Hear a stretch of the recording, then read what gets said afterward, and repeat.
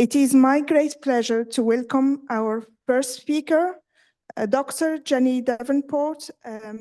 She's a statistician with over 20 years of experience driving decisions in healthcare and encompassing device and pharmaceutical development, quality monitoring, and public health program evaluation.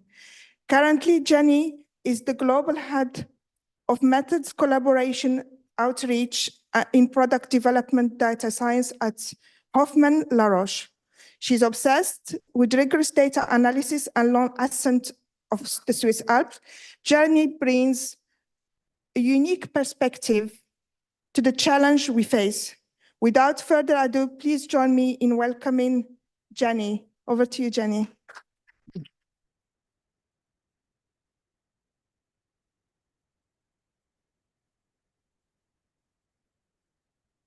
You know, I've heard you're not supposed to pick your favorite child, but nobody said anything about your favorite conference. And this is one of my favorite conferences. So I'm really pleased to be here and really pleased to kick it off and really pleased to stir the pot a little bit and get us started this morning. There's some great presentations in this session and many others.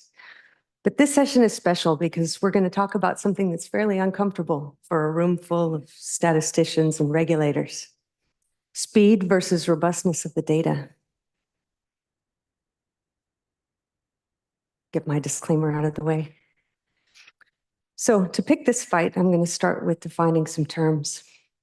Robustness, in statistical terms, is the ability of estimates or results to remain consistent in the presence of violations of assumptions, distributional assumptions like proportional hazards, model misspecifications, protocol violations, missing data, and a whole host of other things I'm sure you'll tell me in the break. Uncertainty refers to variability in the estimates, like from sampling variability or from measurement error. But our broader audience might have a slippier definition of robustness and uncertainty. They might talk about the validity of the results under different conditions, or uncertainty in terms of variability due to other factors, patient factors, genetic factors, environmental factors. So we've covered robustness, we've covered uncertainty. What about speed?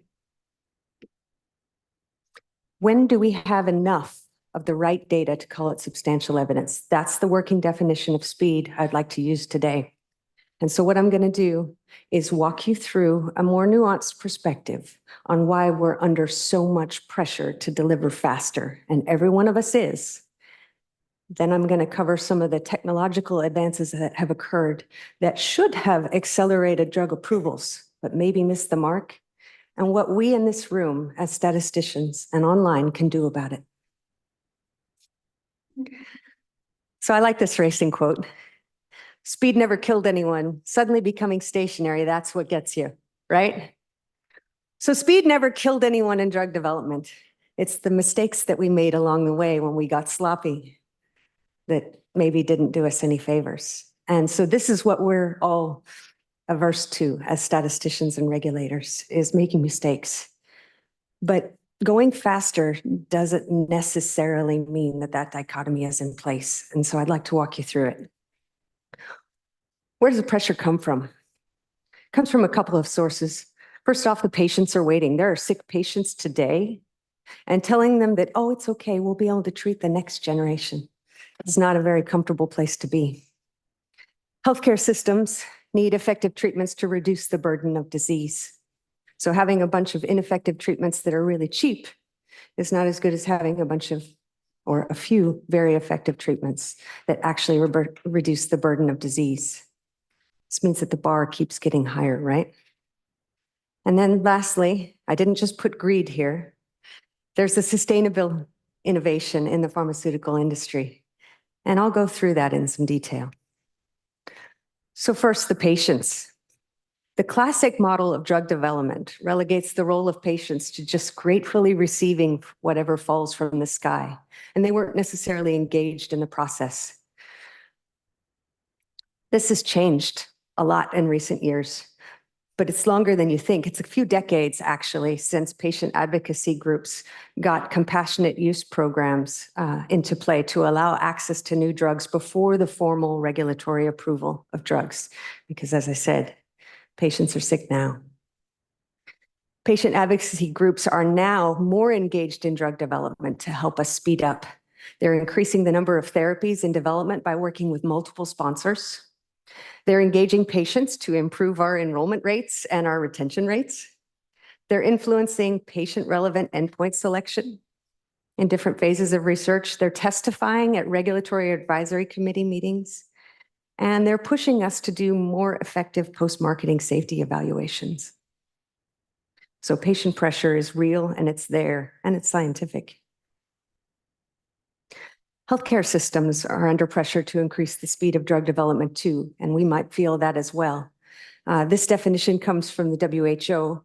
Healthcare systems need to improve the health status of individuals and the communities. They need to defend the population against what threatens health. We saw this during the pandemic, where we had to act really fast, and we were capable of doing it because everybody worked together. They also have to protect people against the financial consequences of ill health. Things get really expensive when you can't get effective treatments, and things get really expensive sometimes with the treatments. So this is a balance that we have to strike. And finally, we get to the industry pressure to speed up drug development. And so first I'll start with the money, because we know that's always there in the background. Financial analyses of approved drugs that have been on the market for some time have found this. First to market products on average generate 40% of the market share and still lead followers by at least an average of 6% after 10 years. I want to let that sink in. So it doesn't matter if they're best in class. First in class makes a big difference. And the advantage is larger for specialty care, which a lot of us work in, and having multiple indications, by the way. So being first has substantial advantages, unless, of course, you're first to market with a real stinker of a drug, or your competition follows fast, or you have differential performance and can really demonstrate added value. And then, of course, there's the obvious thing. Faster approval means more revenue over a longer period of the patent term. Just a couple of examples. In BTKI, there was a 4-year lead on competitor launches, and so that product captured 77% of the class. Pembro launched 3 months before the next follower, and they were able to fend off competition because they had really superior efficacy and a broader label, and this made a difference. And lastly, put away your violins. I know no one's going to feel sorry for us. Drug development is expensive and increasingly inefficient. You've heard of Moore's law when it comes to chip development and computing speeds getting faster.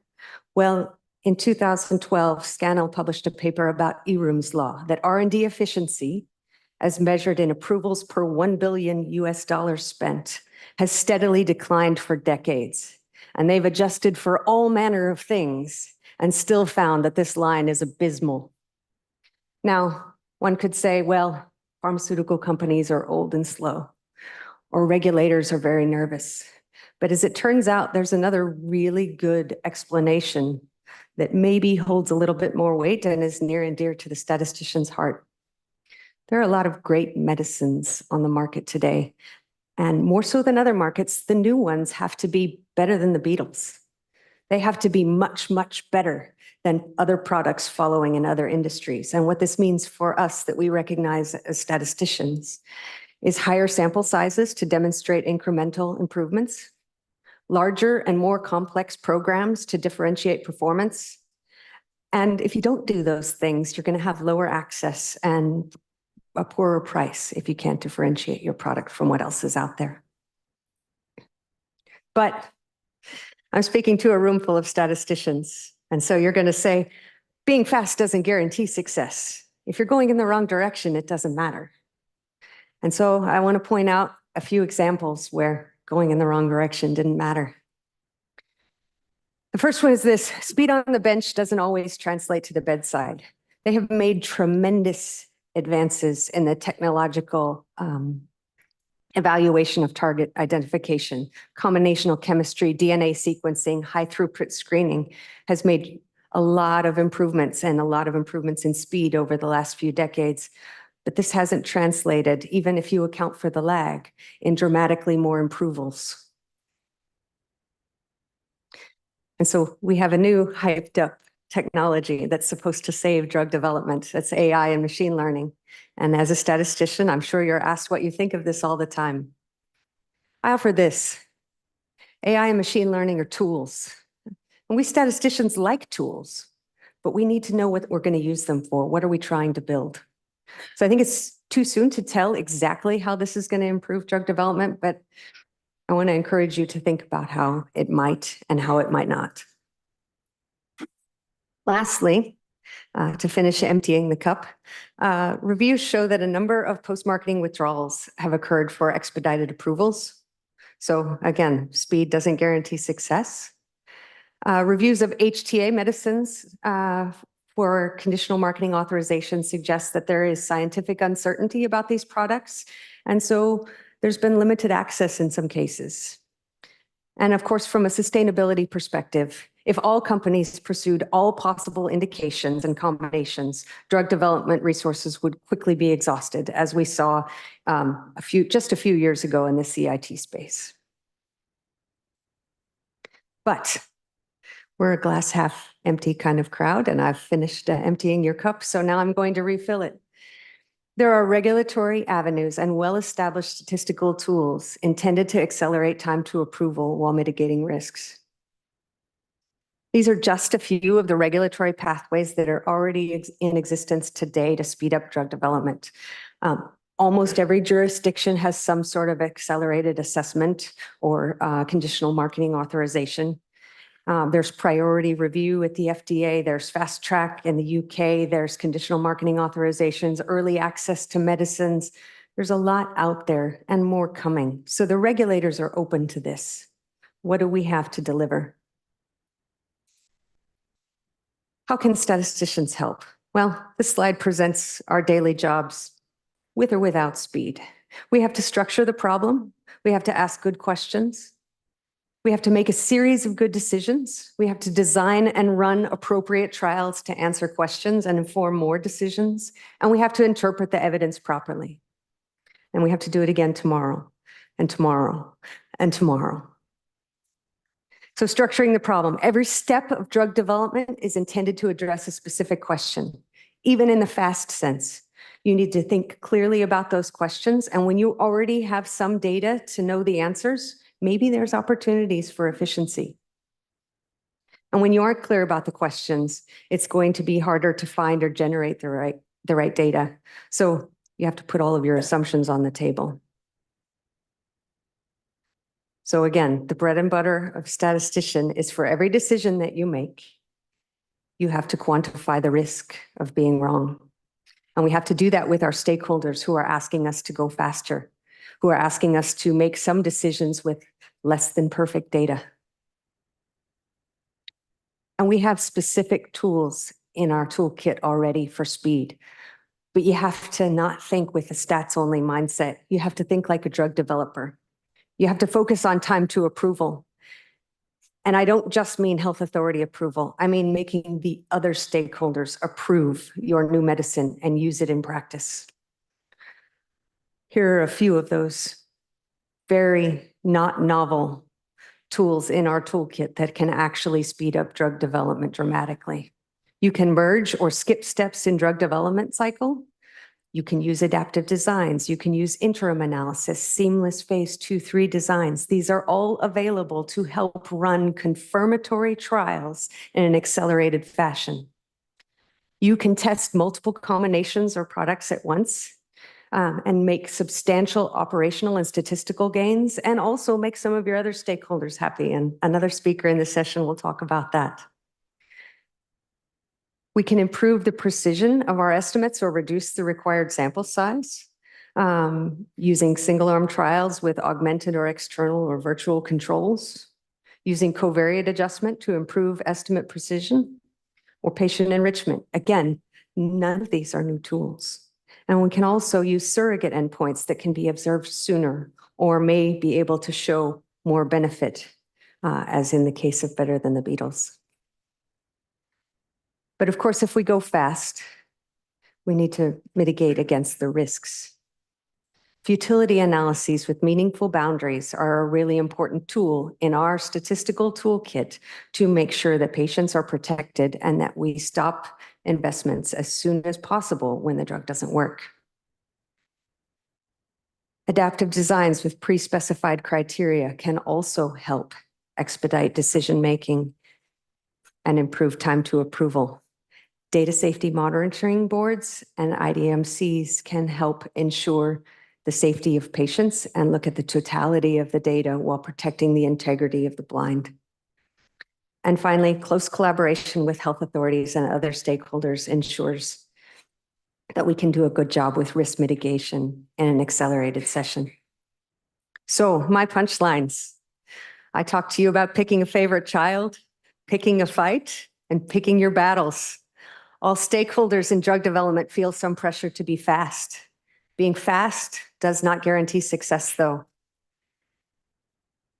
But we're not going to get out of that pressure. So I want to remind you that there are regulatory avenues and well-established statistical tools intended to accelerate time to approval while mitigating the risks. And we statisticians can work better together with regulators and other drug developers to help with the speed and robustness of the data. Thank you.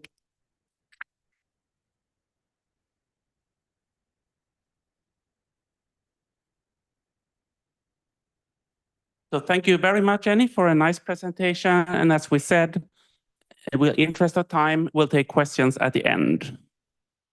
So I would then like to introduce our second status quo and make the process more efficient with earlier access for patients. I also want to mention that Casper has co-founded and co-leads the special interest group Estimates in Oncology, and also co-founded and co-leads the EPSPI Statistical Methodology Leaders Group. And I think it's fair to say you're very believer in collaboration and working across boundaries, companies, disciplines, and so forth. So with that, I would like to introduce Casper and looking forward to your speech. Thank you, Fredrik. Welcome everyone. And I'm on a career break, so this is one of the pictures I took. I will start a new job in October, and until then, I enjoy coming to conferences.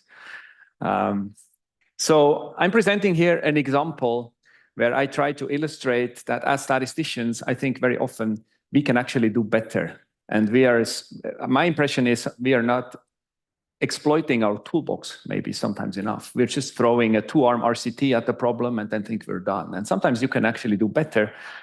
And here it almost boils down to free lunch by using a specialized method. So here are my punchlines. Before I want to acknowledge something. So of course, every successful drug development program has many parents. Here are a few names who were involved in this specific trial, and I was not involved. So I have not planned, and I have not designed, and I have not run this trial. I'm just here the messenger. I've been involved a little bit in wrapping up things, but other people have actually come up with the idea. So I want to make this very, very clear. So here are my punchlines. I think we should always, as drug developers, we should always think at the end, when we have the data, who can we convince with the data? And sometimes I feel we don't do this enough. So who can we convince when the package is in? We need to convince all the stakeholders. And regulators are not the only one. And sometimes I experience that drug developers and also companies are structured in a way that you just target the regulators and then you throw it over some fence, and then your HTA colleagues, they have to figure it out with the HTA bodies. Ultimately, that may lead to a longer time until the drug, for example, gets reimbursed. So the key metric is maybe not time to approval, but time to reimbursement or time to when it reaches the patient. The trial I'm talking about is called CLL11. And that trial was run in the early 2010s when nobody was really talking about platform trials, but it actually already was a platform trial. That's also sometimes you feel there's a hype made about something that has been there for a long time. ML, anyone? I don't know. The method that was used in the trial is called closed testing. So there's a specialized statistical method accounting for multiplicity. And that turns out to be very efficient in this example. But this doesn't come without caveats. This is not an off-the-shelf trial and an off-the-shelf method. And you will see, and I will try to discuss a little bit the operational biases that also were discussed with regulators when the trial was reported. You need good drug developers to pull this through. So this is not, you don't just need kind of statisticians who run outputs. You really need good drug developers. So these are my punchlines, and now I try to work towards them and make them plausible. The impact of the trial was, this was led to the approval and reimbursement of Gazyva, a Roche drug in chronic lymphocytic leukemia, CLL. So that's where the name comes from. It was the first breakthrough therapy designated drug to receive FDA approval. And then there are two key publications, the clinical publication and the statistical publication I was involved in. That's maybe why I stand here, where we outline the method and do some simulations and describe what has been done. So that's the impact. And maybe no impact. I think this closed testing approach is a really nice approach to account for multiplicity, but so far it has not been used more often, although I think this is a really good example. The paper is also not cited, it's not read. I find it a bit of pity, but maybe here there's a plug for you to have a look at it. So what's the context? What was the drug development problem that had to be solved? Well, there was the new drug, Gazyva, and it has been, the purpose or the plan was to combine it with some background chemotherapy, chlorambucil, a very weak chemotherapy, and then you add this second generation anti-CD20 antibody on top of it. So that was the drug that was to be evaluated, okay? The control arm was this chemotherapy alone, chlorambucil. And that was approved standard in Germany. And it was globally, it was quite heterogeneous what actually the standard was, but then you have to pick one. That's kind of the drug developers' issue very often that we face. Now, you could say, well, then you just run a 2-arm RCT. Well, maybe, but there is another aspect. And the other aspect was that there was a first generation anti-CD20 antibody called MabThera that in combination with chlorambucil was not approved, but was quite routinely used off-label in many markets. So if you go back and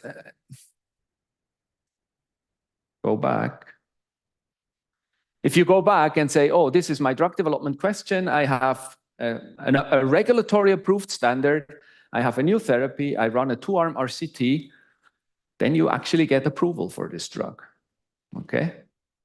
But you might not make everybody happy. And we want to make everybody happy, of course. So you have, if you run this 2-arm trial, Gazyva versus chlorambucil, the very simple approach, you might make the regulator happy. And maybe I should be careful. We have 56 regulators that are registered for the workshop. Maybe it's enough if they're happy, but maybe not for your drug. Because you might not make patients happy. Because everybody will ask the question, if you show Gazyva is better than chlorambucil, everybody will ask the question, so what about MabThera?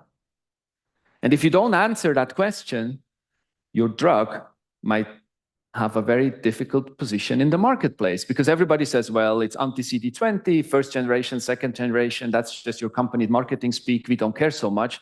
So which one is actually better? Is it any better? Because it's of course more expensive. So you also need to answer that question, Gazyva versus MabThera, at the same time, because otherwise patients are not happy. The scientific community, the treating physicians also are not happy. They're using MabThera plus chlorambucil in many markets as a standard, off-label, but they're using it. So why should they switch to Gazyva? You need to show them. And the same is true, of course, for HTA. You need to show them. So the drug development question, if you're serious about it, is not getting regulatory approval. The drug development question is to make everybody happy. The question then is, what is an efficient way to do that? And this is the challenge we statisticians should take and accept, that we find an efficient way to make everybody happy, if there is one.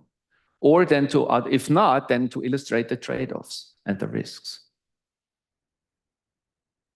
So how can we efficiently, it seems kind of obvious that you need a 3-arm trial, because you also need to answer the question of Matera against Gazyva. It's not enough to just answer the question Gazyva against chlorambucil. So how can an efficient 3-arm trial look like in this scenario? And I promise I will not have many formulas, but maybe a few. Or here, just write down the hypothesis properly. So we just test 3 hazard ratios, because you're interested in all the 3 comparisons. Gazyva versus chlorambucil, that gives you regulatory approval against the established standard. And then the second question you really need to answer is Gazyva against MabThera or rituximab. And maybe you also want to know this off-label used rituximab, is it better than chlorambucil? So actually you're interested in all comparisons. And ideally, if you want to put strong evidence to it, you protect the family-wise error rate for all the 3 comparisons. You can discuss, for example, how much you actually need rituximab against chlorambucil, but that's kind of a backup plan. If you cannot show Gazyva is better than chlorambucil, maybe you could show that rituximab is better than chlorambucil. So there are considerations, but let's just assume we want to protect family-wise error rate for all 3 pairwise comparisons. And the primary endpoint in the trial was progression-free survival, so time to event. So what is an efficient design for this? What are designs anyway for this?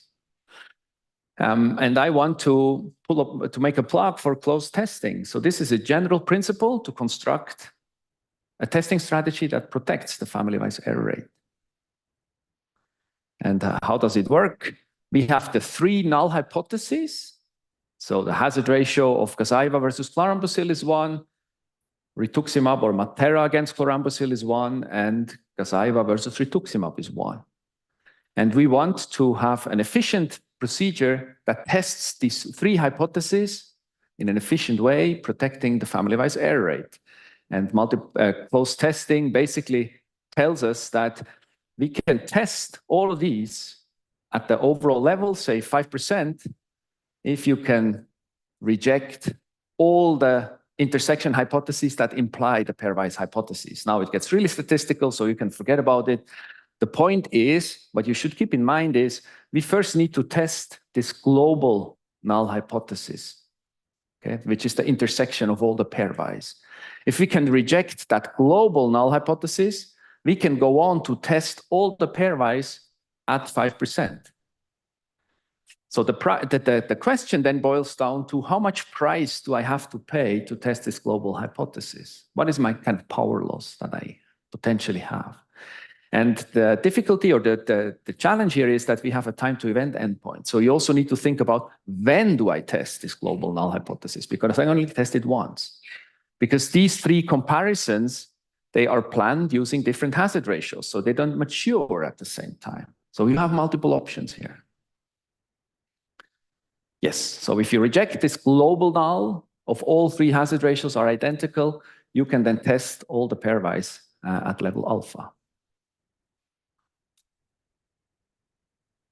If you have enough power to test this global null, you can then test 3 comparisons at alpha. So it's virtually a free lunch.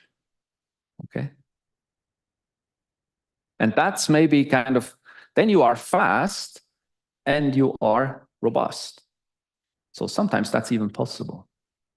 So here are the assumptions. Of course, you have a global significance level of 5%. And then you have 3 different effect sizes you assume, and you see they're somewhat large.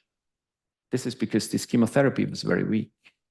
And that's a little bit the key to this, that this design remains possible, because that gives you a lot of power for the global null already at early stages, if these assumptions are approximately true.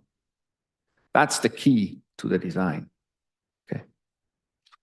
So quite large hazard ratios that are assumed for power computations, and you overpower the first comparison. Why is that? Because the effect size is so large that you can afford it anyway. But there are some considerations. You want to have enough follow-up. If you actually make the Gazyva versus chlorambucil comparison, that it should not be so early that you don't have enough safety, so you can actually recruit a few or accrue a few more events. You also want the randomization to Gazyva have terminated at the time when you analyzed the Gazyva versus chlorambucil comparison. And then there were a few other considerations. So you can, without kind of a lot of price you have to pay, you can afford to overpower this first comparison. Now you have 4 potential strategies. You can run 3 separate trials: G versus C, R versus C, G versus R. Of course, you don't want to do that. Each at 5%. Then you distribute the patients on 3 trials. You use every patient for 1 comparison only. It's very inefficient, of course. You can say, I run 1 3-arm trial, but I want family-wise error protection. So I do Bonferroni correction. So each comparison at 1.7%. All patients are in the same trial, so each patient contributes to 2 comparisons. So you, on one hand, you're more efficient because you're using each patient twice. On the other hand, you have to pay a price in terms of the significance level. So how does that pan out compared to the first option? You can run a 3-arm trial with close testing. So before you test the first pairwise comparison, you run this global test. If that's significant, you can test all the pairwise comparisons at 5%. The first option is you wait until Gazyva versus rituximab is mature. So that's kind of that comparison that becomes mature the latest, because then you run the least risk in terms of the global test because you have most events. That's one option. Or you say, I go all in. I will test the global null hypothesis at the time when the Gazyva versus chlorambucil comparison matures. That's the first one with the hazard ratio 0.44. Then you have a smaller number of events, and then you need to be careful. Because if you are not able to reject the global null, you're done with your trial. Okay? So that's when you test when the first comparison is reached. And this also has the implication that the 3 comparisons come one after the other. So you don't test them all at the same time. So this has the risk of operational bias that you potentially introduce.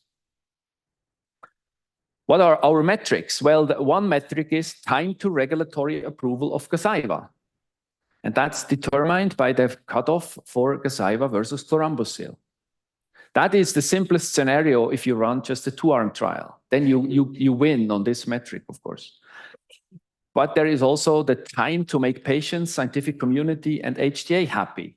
And that is determined by the last comparison against this off-label used MabThera. So we will look at both, okay? So what about the time to regulatory approval for Gazyva? So when does the first comparison become mature? If you run 3 separate trials, it takes you 34.4 months. If you run a 3-arm trial with Bonferroni correction, it takes you 21.4 months. So that's better than 3 separate trials, okay? If you do a 3-arm trial with close test and you wait until the last comparison is mature, it takes you 47 months. If you run a 3-arm trial and test the global null when the first comparison matures, it takes you 18.6 months. And if you reject the global null, you can test all the pairwise comparisons at 5%. So you have virtually this free lunch, okay? So this wins in this comparison. So what about the time to make patients and HTA happy? If you run 3 separate trials and you wait until the Gazyva versus rituximab comparison is mature, it's hopeless. It takes forever. It's not worth to run it. With Bonferroni, it takes 90 months. If you wait until the last comparison is mature, it takes 47.4 months. That's what we had before, because then when you wait until the last comparison is mature, of course, it's the same number. So It's just because then you test all the three comparisons at the same time. And if you do it in this closed test, you pay a little bit of a price for this comparison, because you pay a price for accounting for the fact that you run a global test first, because you also want to have 80% power for this pairwise comparison. So you have to pay a small price. And that's about 3.5 months here. Okay. So you have a slight power loss compared to a two-arm trial or to closed test, to a two-arm trial for Gazyva versus rituximab comparison due to the global test you run first. But that power loss you can compensate to 17 more events, and that amounts to about 3.8 months delay compared to a two-arm trial. So you see, you could have run the two-arm trial, you get regulatory approval, but here you answer all the relevant questions in just one trial, and you don't even pay so much of a price. And then on top of that, the comparison was even stopped at an interim analysis for efficacy, so we were even faster. So to pull this off, you need good drug developers. Why do I say that? Here you see the sequence of reporting events. So you see, once the first comparison becomes mature, you run the test for this global hypothesis. And then you start to learn something about the data. And of course, if you have A versus C, and then someone later you get A versus B, you have a pretty good guess what the hazard ratio for B versus C actually is. And this has the potential to introduce operational bias, which you need to manage properly. For example, by making sure all patients are treated once you do the second comparison. So this boils down to the art of drug development. That's why I say you need good drug developers to pull this off. So there is the risk of operational bias. Hazard ratios become known over time, one after the other. One advantage here was that in this disease, the treatment schedule is rather fixed. So even though maybe you find that one therapy is better than the other, you would not just take all the patients off the treatment. And then, I mean, PFS cutoffs are one thing, but maybe define your cutoffs through other considerations as well. For example, the G versus C cutoff, all patients needed to be randomized to G, so you can add additional conditions for your cutoffs. They don't just need to depend on statistical considerations, of course. And yeah, as I said, you need good drug developers to pull this off. This was really complicated operation-wise. Further aspects that you have added here.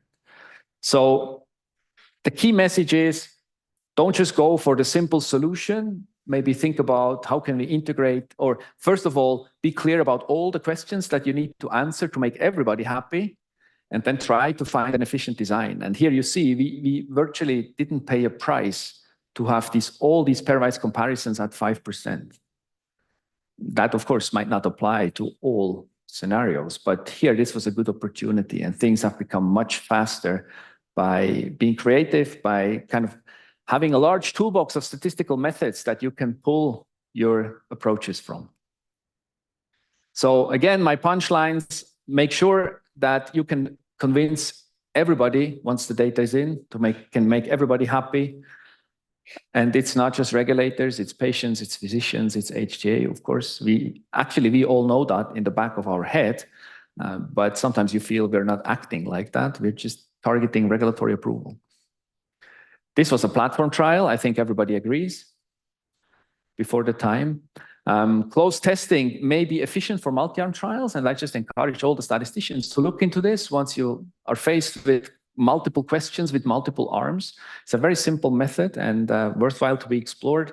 The paper has all the details, also has simulation code if you would like to run such designs.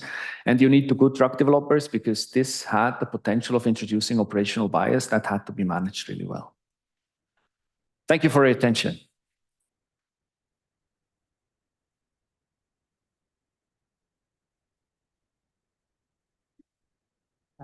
Thank you so much, Casper. As before, we'll again take questions in the panel discussion.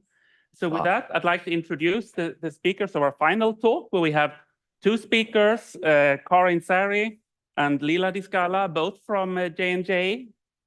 Karin has over 20 years of pharmaceutical medical technology sector experience.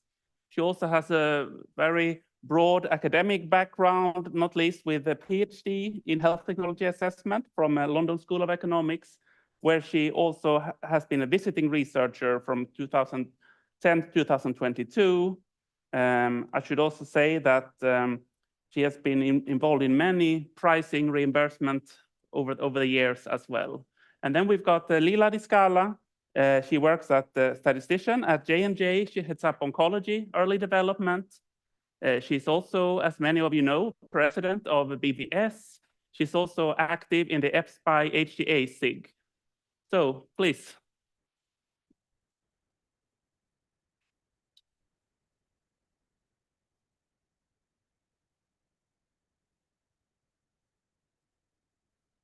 So good morning, everyone. And on behalf of Lina and I, we're very pleased to be with all of you here today. We hope to provide an additional perspective from which to look at the question of speed to market and the strength of the evidence package and how it relates to three things: approval, access, and adoption. This work represents our own personal views and not those of J&J.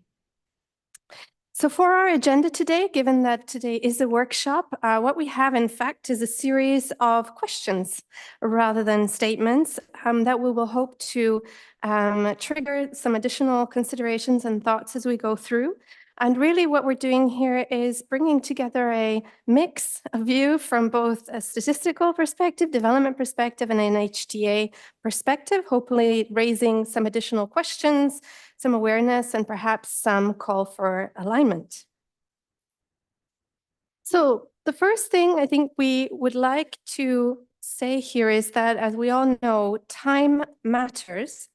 This is actually from a white paper that's specifically looking at oncology and time to access for innovative oncology. However, we could argue that this really represents the pathway for any innovative medicine that will need to go through the process along the way to finally get to patients.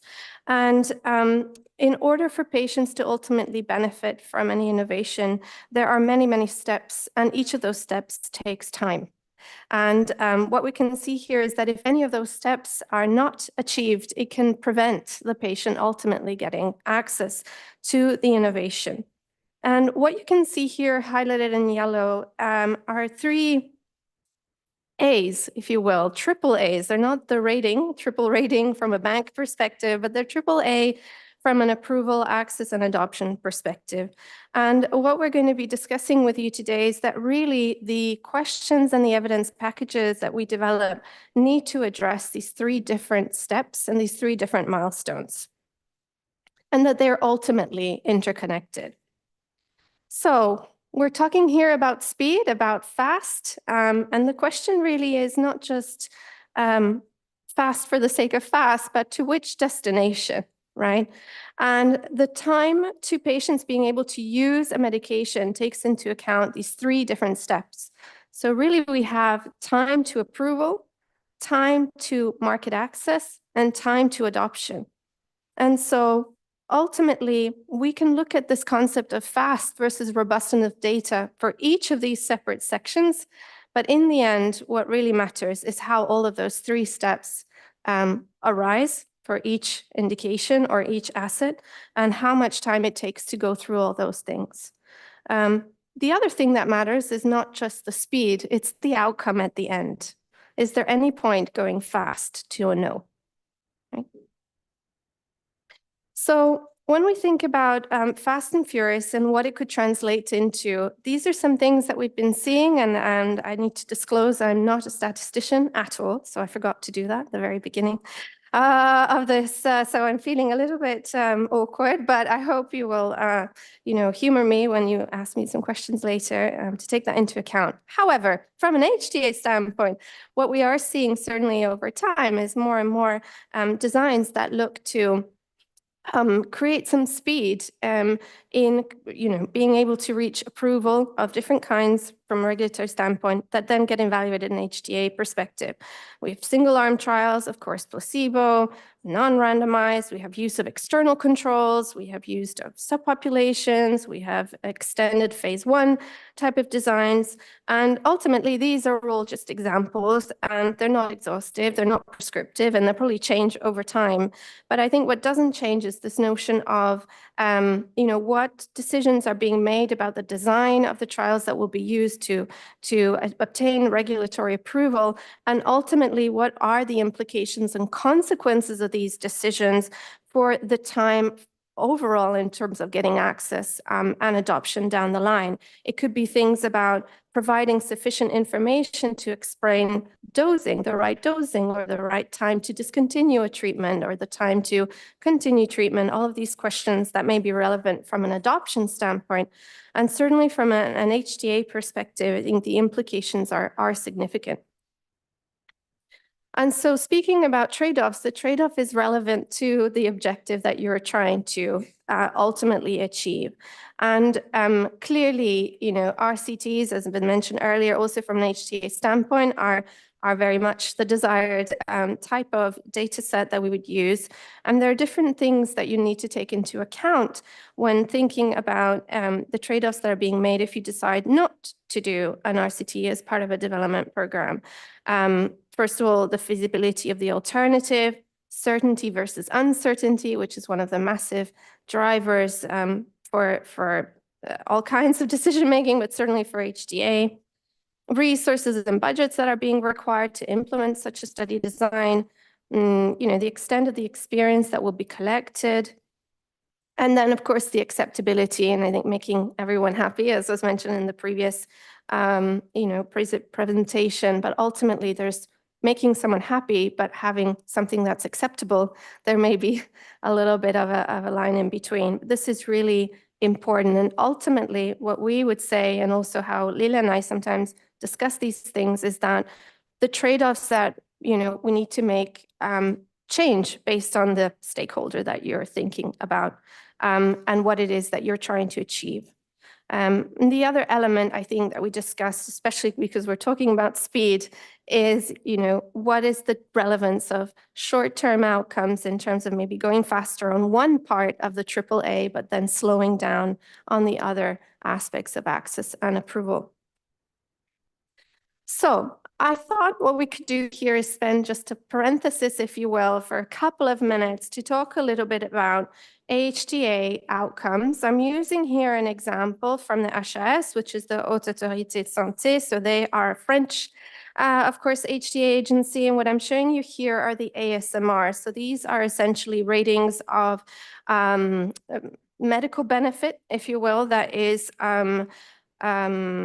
decided upon by the HAS as they review the applications. What you're seeing here over time from about 2010 to 2023 are essentially for all of the assessments that have been made in that year. So for any new indication, first indication or subsequent new indication, what those ratings were. And just quickly to mention that we have 5 potential ratings, right, from the HAS. You have an ASMR 1, which is the most, let's say, significant major improvement in medical benefit. You have the ASMR 2, which is considered an important improvement. ASMR 3, which is a moderate improvement. Now, those are all the blue are shown on the graph here, the blue bubbles there. So what it's essentially saying, if you look at 2023, of all of the approvals that, reviews that were done by HAS in 2023, 14% of the technologies were considered to have either major, important, or moderate improvement from a medical perspective. Okay. We have 26% of the ones that they reviewed indications and assets they reviewed that were considered to have a minor benefit from a medical perspective. And the majority, 53%, were considered to have no improvement. And these are all, drugs that have received regulatory approval. So what we're saying is about half of them are considered from the HIS perspective to provide no medical benefit improvement over what is available to the French population in that healthcare system. Now I'm showing you a French example, partly because they do a nice job of publishing it every year. You can see, generally speaking, fairly consistent over time. Nice, similar. They in the last sort of 22, 23, they have recommended positively 33%. They have not recommended around 11%, and the vast majority were conditional approvals with restrictions. Similarly for MAMNOG, similarly for other HTA bodies. So although they vary a little bit, the overall pattern is not that dissimilar. And why does that matter? It matters because this, for example, in this example, the ASMR ratings are then the input that goes into the access and reimbursement negotiations, right? So if a product has an ASMR of 5, so the one that's in the gray-green, basically no medical improvement, it can only be introduced in the French healthcare system if it costs less than the comparators. So you can imagine if the standard of care is generic and it costs 5 cents a day, chances of that happening are not particularly high. Yeah. Of course, if you have an ASMR of 1, that actually allows you to have faster access. You're able to do a price notification, so you have a process benefit, if you will, and you also have the opportunity for a price that is value recognizing the value of the asset. So in that case, in order to try and stay more on the medical benefit recognition and not end up in a situation where a medical benefit of a new innovation is not recognized, then what are HTAs looking for? It is obvious that HTAs require and want to see RCT evidence, and that I think has been consistent, I'm sure will remain consistent throughout. Single-arm trials are seen to increase the uncertainty of the results, they increase risk of bias. When you do use them, the justification is absolutely key. It is highly exceptional and needs to be highly contextualized. There are many, many methodological considerations from an HTA standpoint. I'm sure there are plenty from many different angles in terms of, the approach that has been taken to enhance the information that's come from the single R-triumph, for example, and help to answer the HTA's questions. Of course, HTA bodies are not living in a vacuum. They do understand they are also patients. They also know they serve a population that needs treatments. They will look to find ways as well of accepting different kinds of evidence packages when an RCT is not available. However, there are still significant methodological challenges that remain. And ultimately, even from one HTA agency to the other, they might not look at those methodological challenges in the same way. So you have heterogeneity in how the HIS, NICE, GBA, IFA, others might consider the same package, right, from a methods standpoint. The other key piece, I think, from an HTA standpoint is the transparency, especially when the methodology is complex. And this is just an example. There are many examples. This is one from a recent paper that I thought we could pull up for you today, which is looking at single-arm studies, external control use, and HTA outcomes. This is specifically in oncology. This is one for NICE. There was also one done for PBAC, which is the HTA agency in Australia. And without going into the numbers in detail, I don't think that that's really the point. What it's trying to highlight is that in this case, external control arms were used to support, the evaluation of the clinical benefit and economic benefit, actually, of these new therapies that had submitted using a single-arm trial. First of all, what you see is that they're looking at several different methods for external control, so there's heterogeneity in that. But one of the key takeaways from this paper was that there was, in fact, generally speaking, a lack of transparency in providing the justification for why certain methods were used for the external control relative to others, and also what the HTA themselves thought about that method and what it was that had strengths or weaknesses. There are limited guidelines available from an HTA standpoint looking at these things. And so as a developer, if you're thinking down the line, how will an HTA react to a certain external control arm design? It's difficult to tell right now. It's quite heterogeneous. There's limited guidelines, and there's a general lack of transparency, not all the time, but often. And in the end, HTA outcomes, we've just been looking now, HTA outcomes, of course, can be looked at from many different angles. And one of them is by looking also at how, approval was granted. So for instance, if you have a conditional approval, what happens when you look then at the results from an HTA standpoint? And so this I'd like to hand over to Lilla to take you through the rest of this presentation. Thank you, Karin. And hello, everyone. Very happy to be here with you and very happy that Karin accepted the challenge of doing this collaborative presentation and didn't think I was crazy about the idea. So what does conditional approval actually mean in terms of HTA down the line? And I think you already kind of indicated that it's good news having a conditional approval, but what does it mean when it's up to the HTA standards then? And I think Eva already mentioned this study by Volkinger, but I'd like to kind of show you also the longitudinal course of these HTA in terms of EMA, for example, from 2007 to 21. And she already mentioned that only 38% were actually found to have additional benefit, but you can see that the numbers are not growing, they're not going up through the years and actually slightly going down. And for oncology, it was actually lower overall. So that's quite surprising when we think about the unmet medical need of this patient population. So I think uncertainty is really one of the words that for me to take away when you're talking about HTA. There's another nice study from Mills and Canavos recently that looks at the perception of conditional approval in England, Scotland, France, and Canada. And I think here it reinstates really the same, more or less the same numbers as the previous study, but I think it's very interesting to see that approximately 30–40% of compounds approved conditionally actually either require a resubmission for HTA or are rejected. So I think we all can appreciate what that means in terms of time lost. So that means that it's getting, and this is time that's not necessarily always factored in the data that we look at.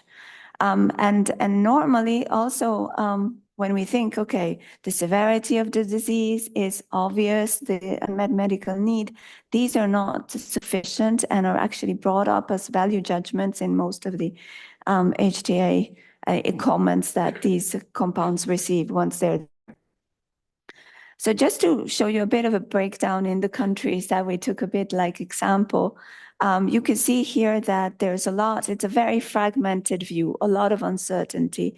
And you can see that NICE, now I'm not going to focus on the numbers, and some of the numbers are very small, like 14 conditional approvals for NICE evaluated by NICE.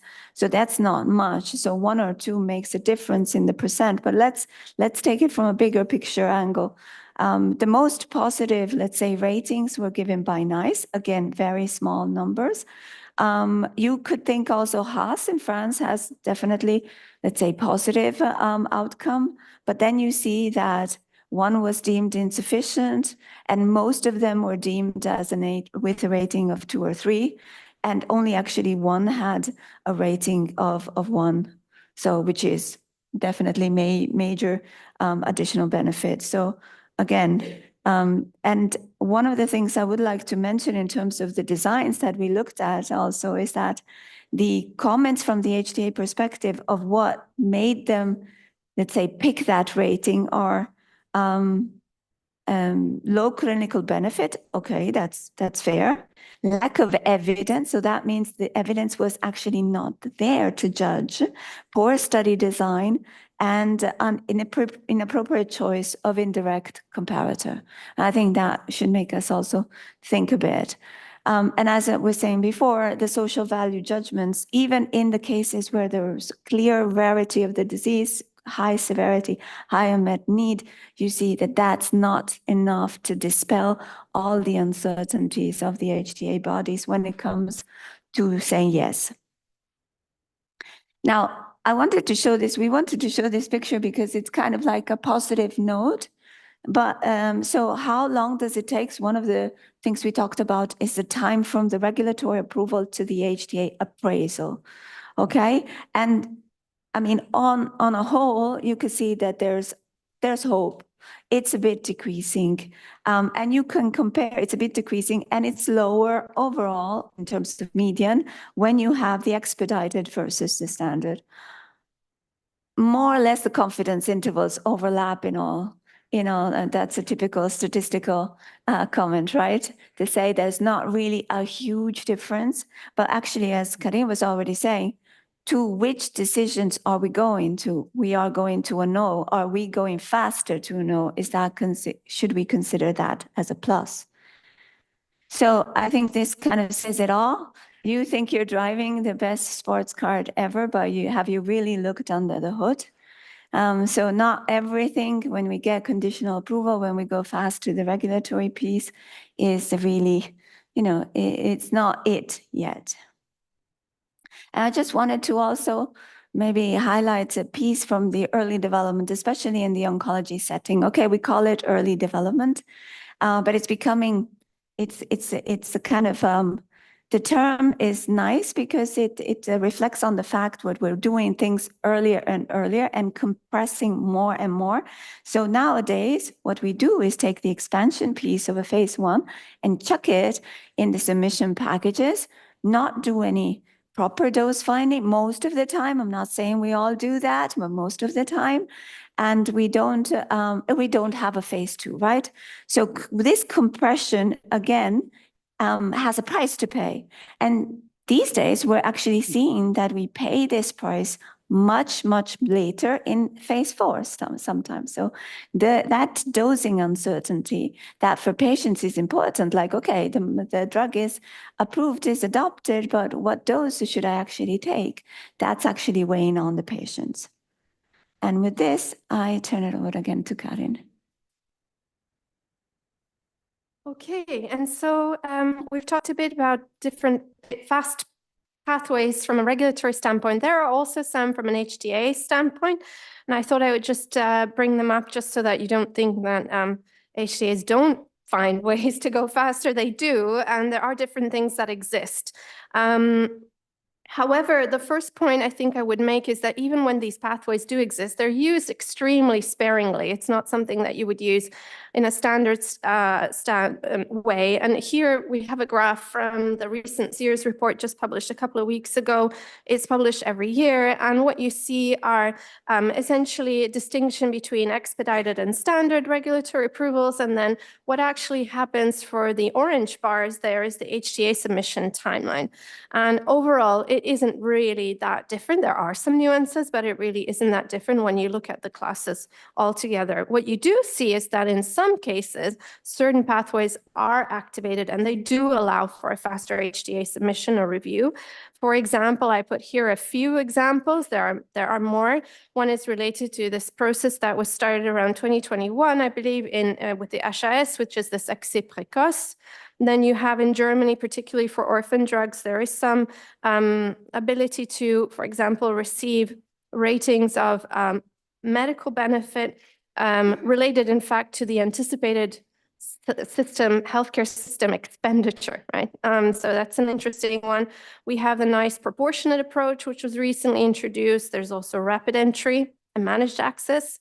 And finally, across several different HTA bodies, there are also time-limited or time-bound approvals with evidence collection requirements. Sometimes you have 2 years to fulfill the evidence requirements, sometimes maybe 6. But ultimately, these are all ways of creating some flexibility where they are willing to perhaps provide a recommendation for use conditionally on the grounds that additional evidence will be collected to remove or reduce the uncertainties that they have identified. So we're getting to the end here, and hopefully we've raised actually more questions than answers. And in fact, that was the point, given this is a workshop.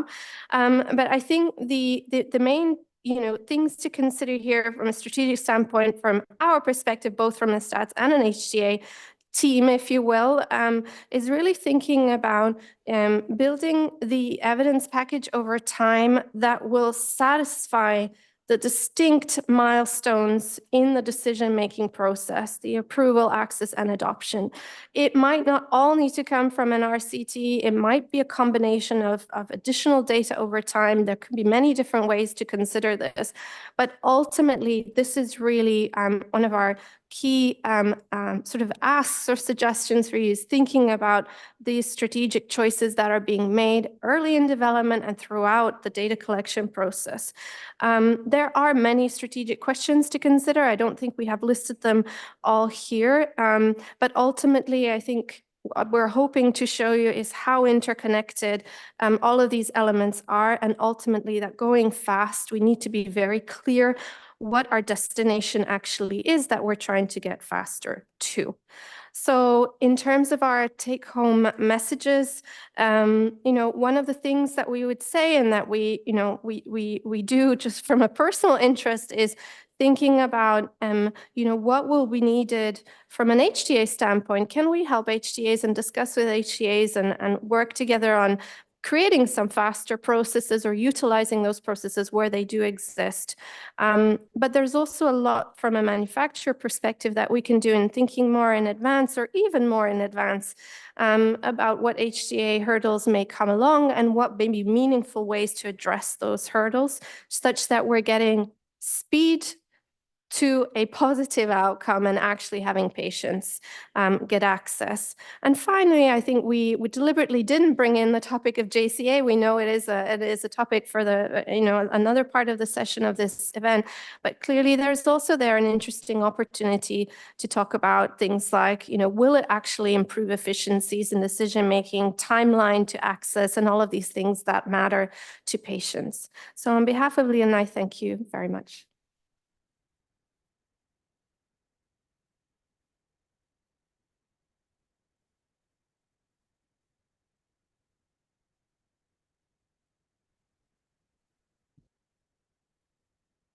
Thank you again to all speakers for excellent and insightful presentations. They talk us through the various stages, from thinking about what to do during the drug development and all the way to HTA consideration. In particular, we've heard from our speakers that a point that was made time and time again, which is not just about thinking how you go fast, but what is your destination. We've seen also the call for changing the mindset and not just having the tools. So with that, I would like to open the panel discussion, and I would like to introduce our next panelist, Bergrun Magnusdottir and Peter Arnshorst. Bergrun is a statistician from the Iceland Medicine Agency. She's located in Reykjavik and contributes to EMA Scientific Advice Working Party.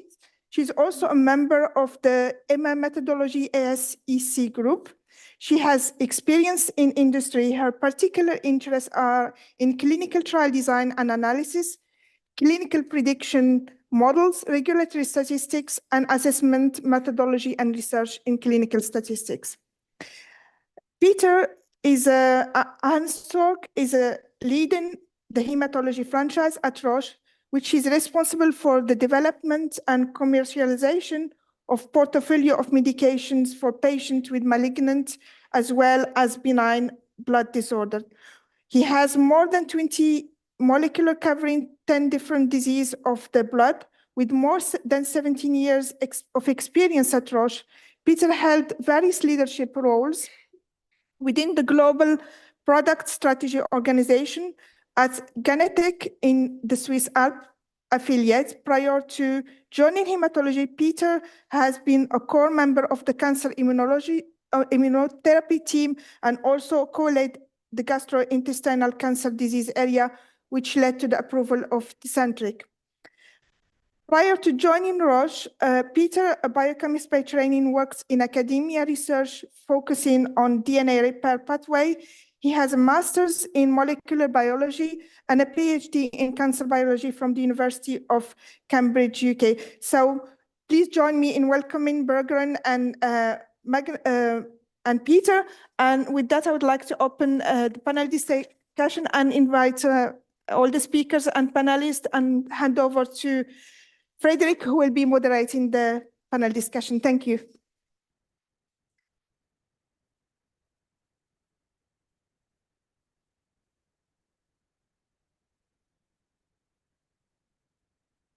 Thank you. Maybe move.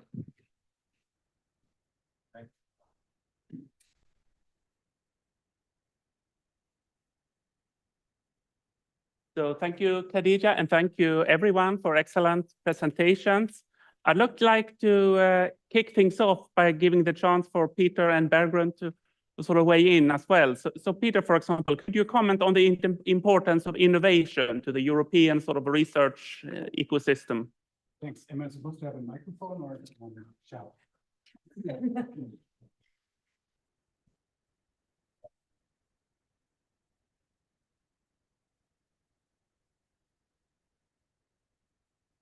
Works.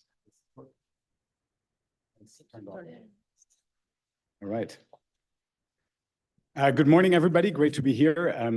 Clearly, I guess I had the longest introduction, so I apologize for the time taken. This is a really interesting topic, right? I think you heard it in Jenny's presentation. There's different ways to think about why speed matters. Obviously, right, talking to a room of people who work in service of patients, bringing drugs to patients as quickly as possible, trying to help with the diseases they're suffering from is the guiding North Star. But as you also heard, there's other elements here. The second one that's clearly important for our industry is we need to get better at developing drugs in an efficient way. And time clearly is part of an efficiency calculation, right? The longer it takes, the more money it costs, the more expensive ultimately the system becomes. But there's a third dimension that's very often forgotten. And that's the value economically and to society. I think oftentimes in public debate, drugs are minimized as a burden to society. But if we're being very honest, right, drugs are not a burden to society, they're a contribution to society. And it's actually very timely for some of you, you may have seen Mario Draghi just published 2 days ago a report on the future competitiveness of the European Union. And that report, if you, I would encourage you actually to take a look at it, has a section on the pharmaceutical industry. And in the report, the team makes very clear statements about how Europe's competitiveness economically is at stake because we're taking too long to develop drugs and to bring drugs to patients. And he's specifically citing 2 metrics in the report. One is we're still 100 days slower in Europe as compared to most major other geographies in terms of approving drugs, looking across, right? And we have huge disparities, and you all know this coming from various European countries, right? We have huge disparities in how fast we actually then get drugs that are approved centrally in Europe to patients individually in countries. The most staggering example, I think, is Ireland, where it takes on average 1,000 days to get a drug reimbursed as compared to, I think, 400 something, which is the average in Europe. So the point I'm trying to make is there's various reasons to think about speed, but one really important one that we shouldn't forget is how we're showing up competitively as a European economy and realizing the economic impact that drugs have for us here in Europe, and the fact that if we don't develop drugs, then others in the world will, right? There's many patients out there in all parts of the world. And we have a real opportunity, given all the talent and the great education we have here in Europe, to also turn that in benefit to patients, and speed is part of the equation. Thank you. So I'd like to give also, I think you can keep it for now, pass it on as we pass along questions. So Bergun, I'd like you to be able to comment on kind of your experience with the conditionally marketing authorization, also the situation where it might be granted based on interim data. There's more data that's coming subsequent to this. Any sort of challenges you have seen with judging benefit risk in those situations, or generally what you see as the requirements? CMAs are thought for life-threatening diseases, and they can be granted if the benefit risk ratio is such that the immediate availability to drugs or new treatments to patients is such that it outweighs that we might have incomplete data. And what is incomplete? I mean, how much data do we need? And of course, that depends on the situation. We saw Eva showed us some examples in cancer studies. So there we can have studies that are single arms. We can have studies from late line rather than early line or first line. We can have other endpoints than usually would be required. In other settings, we would not like to see single arm studies at all. There we could have smaller sample sizes than required in the end, or the safety profile might not be complete. So, yeah, the challenge is of course that, as with all interim analysis, that we could be some bias that we have to, think of. And also, if drugs, new treatments are available through CMA, then there might be a risk that some subjects might drop out of studies, of course, ongoing studies. So when a CMA is granted, it's not only, I mean, the decision does not only depend on the amount of data already there, but also not less on what is to come, and believes that the applicant will get enough data in the end, that it will be possible. So if, there is uncertainty there, then in my opinion, CMA should not be granted at all. Finally, I would like to mention that CMA is a tool for getting treatments, promising treatments earlier to patients, but there is nothing more to it. That's all it is. Sometimes researchers try to overfocus on the CMA. And I just want to remind us again and again that the overall focus of a program is to bring effective and safe treatments to patients for full marketing authorization. So there are some examples that over-focus has been on the CMA, and some think that, then we automatically will get a full marketing authorization. But yeah, focus on a full marketing authorization, of course, from the beginning. Thank you very much. Thank you. So I think with that, I'd like to invite for questions from the audience in the room to begin with. I think we have one here. Yeah, over there, I think we have. It's Markus Elzer from Roche, and obviously a number of speakers talked about speed by maybe delivering less, so having fewer patients, non-randomized studies, earlier endpoints, and then of course the challenges that later on that result might not be reproduced. A different topic is you can also go fast by being willing to make certain mistakes in the development process. Maybe you don't get your endpoint right, maybe you don't get your population right, something like that. You could still proceed rather than saying we investigate this for another 2 years and have discussion with all health authorities. And then at the end, it might turn out, hey, I've made a mistake. I maybe have a really high quality trial that was randomized. It's big, but maybe the primary endpoint is not significant. The main population is not significant, but maybe I see something in there and I think I could salvage it and say, hey, this secondary endpoint actually looks great. This subpopulation actually looks great. And in Europe, usually, no, you've spent your alpha, you're done. You're welcome to do another trial, take another 5 years, spend another 100, 200 million. and then when your drug is off patent, you are very welcome to sell it.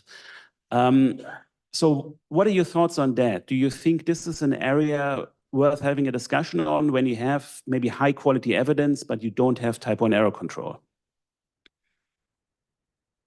Anyone feel inclined to take that? Eva, for example.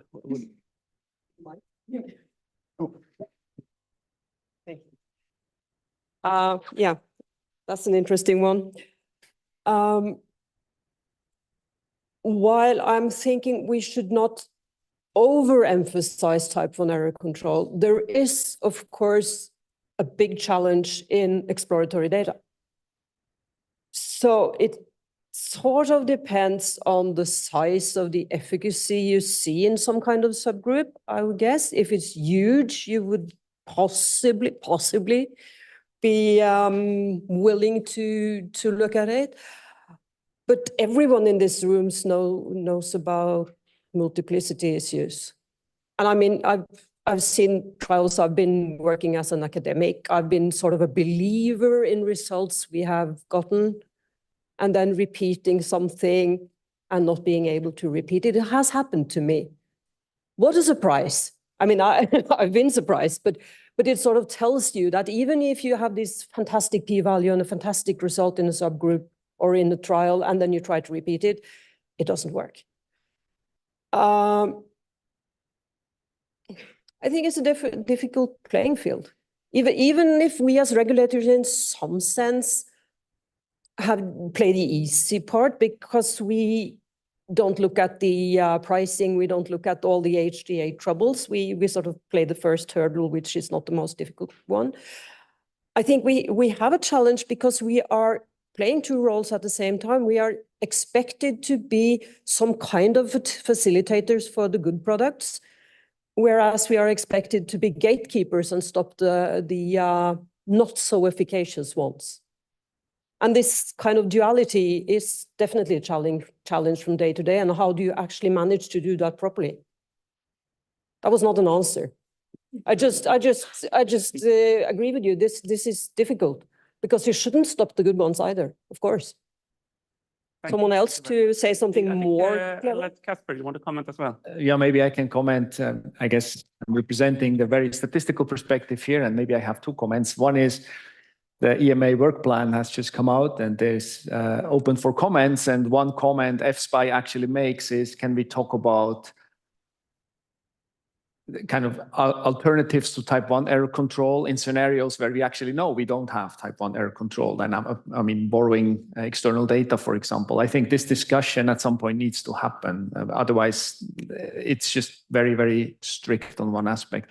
The other thing is, I mean, what you mentioned, I think the role, I would point out the role statisticians can play here. You need to point out the risks. If you don't do this, if you don't do type 1 error protection for that subgroup or whatever, then you run the risk at the end of the day, you not have a convincing package. And I think that's the role statisticians need to play in drug development. You said mistakes. I say you can take risks, but these risks need to be clear and transparent. And it is the statisticians who need to point out that risk.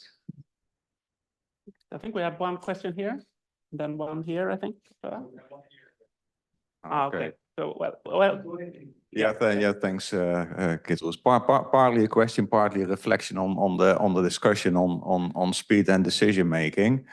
I would like the panel's view there as well. We've shown during the COVID pandemic that if there is a high societal need and a clear agenda what to develop in a very short time, everybody can be flexible and quick, including all the decision makers. But it requires resources, attention, being flexible in your procedures. And if we connect to I think the ACA pictures, if we see 50% of products actually not showing real benefit, we would be able to speed up if we would not spend time on products that are actually not so promising. But that's not the way how we put the agenda. So I'm the first to say how important drugs are, but that doesn't hold for all drugs. And most of us would not have been here in the current shape without actually somewhere along their life having benefited from drugs. So there's a great advantage, but it doesn't hold for all drugs. So one consideration is who drives the agenda, which products are actually developed. Because there we differ from lots of other industries. Everybody's developing electric cars now because there's a clear direction from society. Would we not benefit in being much more picky early on so that resources across the entire chain are devoted to where the benefit and the impact is largest? And we would lose lots of problems in the discussion. Then I want to comment on that. I would love to. Great point, right? With a lot of truth, as we all agree, and I think it's obviously upon the industry to develop processes that help us to identify very early on, which drugs are promising, which are not, and that will, improve efficiency. However, right, let's take HAS as the example in France, right? If you look at the 50% of drugs that they're saying, don't add value, I mean, I don't know all the drugs in that list, right? But I bet with you, these drugs are being used in other parts of the world, and there's physicians and patients that have a view that these drugs have helped them, right? So I think, yes, an HTA body, right, has a specific view on whether or not a drug adds value to a society. They use a certain methodology to determine that, but that plays within its own rules, right? And we all know that across the world, those rules are not consistent and may come to very different conclusions. I think you had a question over there. Thanks for the interesting talks and comments. I wonder whether you could comment on fast to phase 3 versus robustness of the data, because I think a big chunk of the data fast to market is actually in this fast to phase 3. And I think you mentioned the dose optimization there, right? But there's also the decision-making process, what regulators need before we can start the pivotal trials, but also what companies need, right, to start those trials. And then I was a bit surprised to see so much focus on the single-arm trials, because I felt that actually the industry picked all the low-hanging fruits in oncology with single-arm trials in almost all indications. And there will be a time, and maybe that time has even been already reached, where the trend will shift to randomized trials. You just have to do those, right? Because it doesn't make sense anymore to continue with single-arm trials, right? And so the number of single-arm trials will just automatically decrease and will not be a topic anymore. So I'm kind of curious to see right now, do you still see many proposals for single-arm trials, for new trials being started? Who was it? Lila, perhaps, would you want to get a comment on?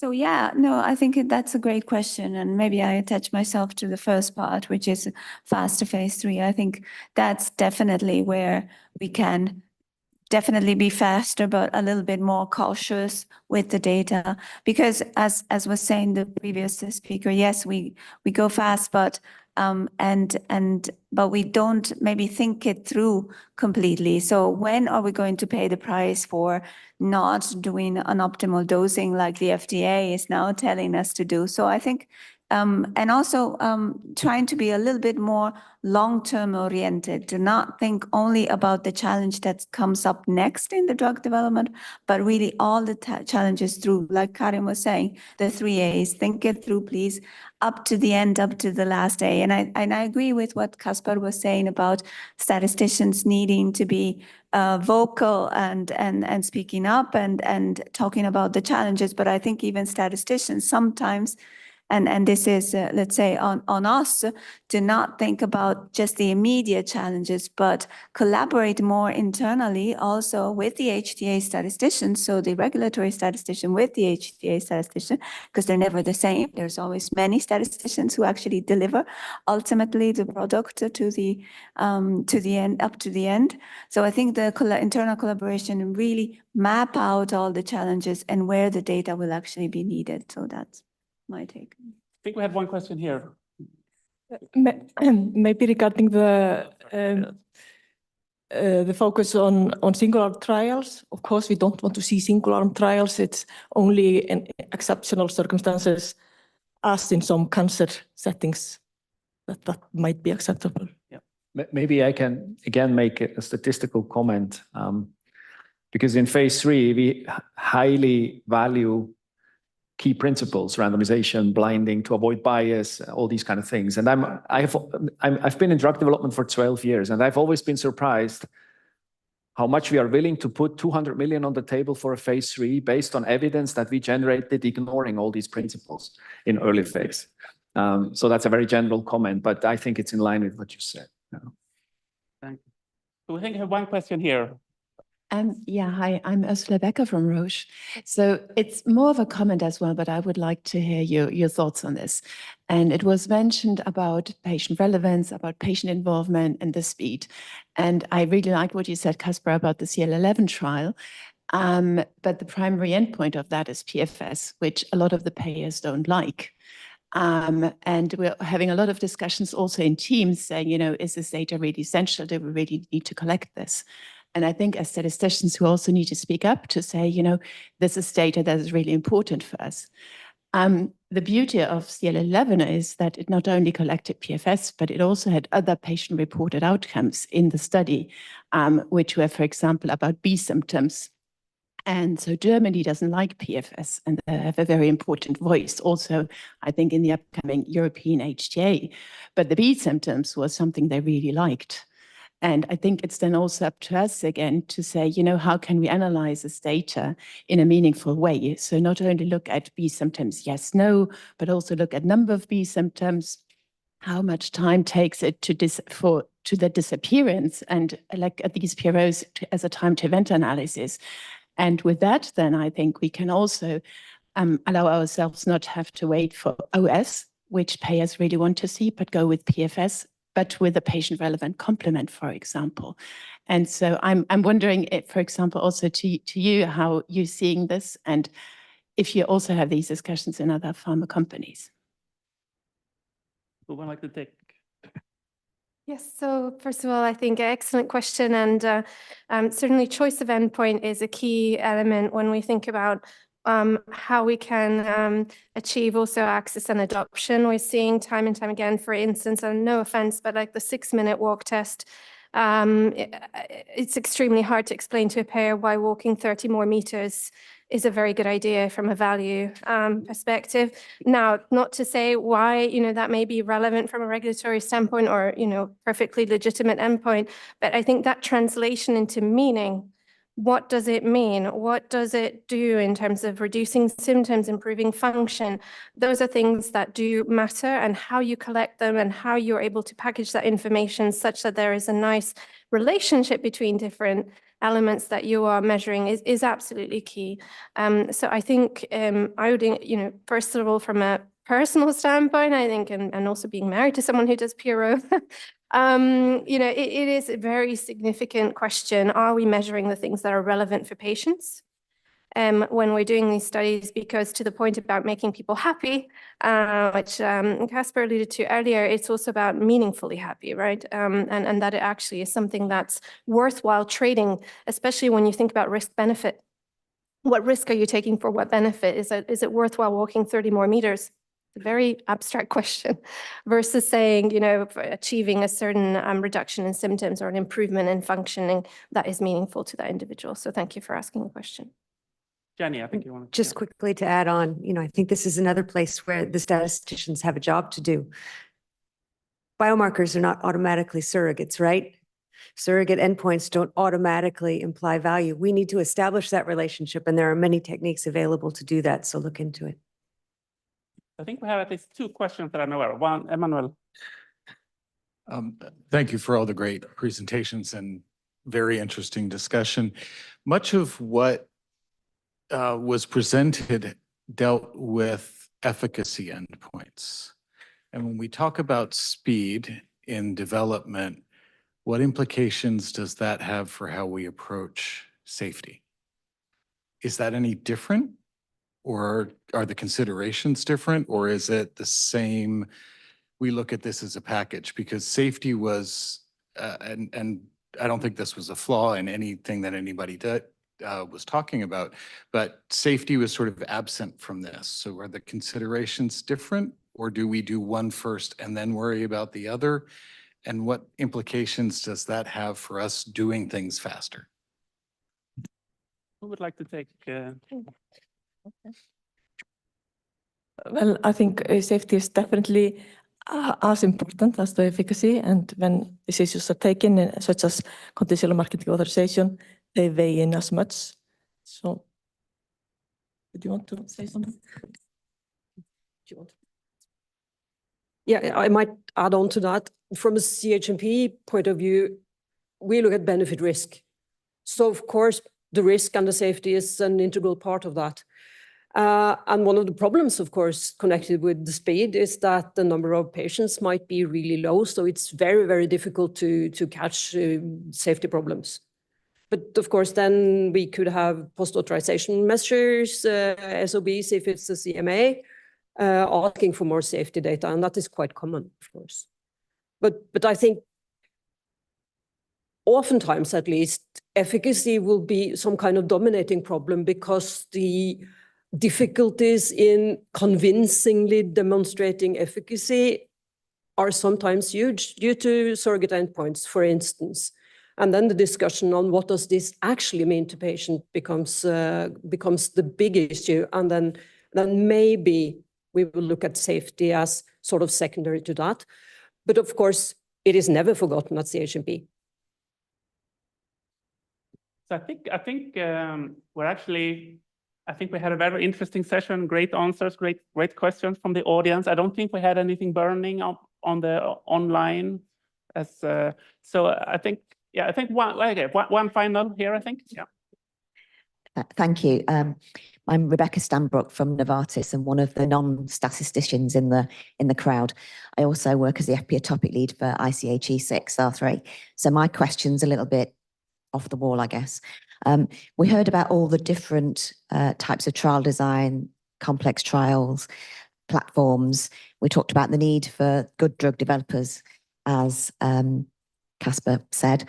But what about the impact to the burden on the investigators? Because my feeling is that it's fantastic that we're trying to sort of do things quicker and get things out there quicker. But what's the impact on the investigator? Because I think we're asking them to do more and more. So I'm just wondering how you balance that with your colleagues who are on the front line with the investigators, you know, in asking them to sort of get more and more data and do more and more complex things. You like to say, Casper, maybe? Maybe I can start. Involved in the... I mean, I would hope that by using fit for purpose, innovative designs, we come to decisions more efficiently, and ultimately down the line, that would reduce the burden to everybody involved.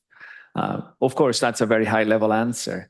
And I also maybe would like to caution a complex or innovative, whatever you call it, statistical design does not necessarily mean that it is a bigger burden for investigators on the site. So, and otherwise, I mean, if it is, it's all about education and making sure we bring everybody along in the whole cycle.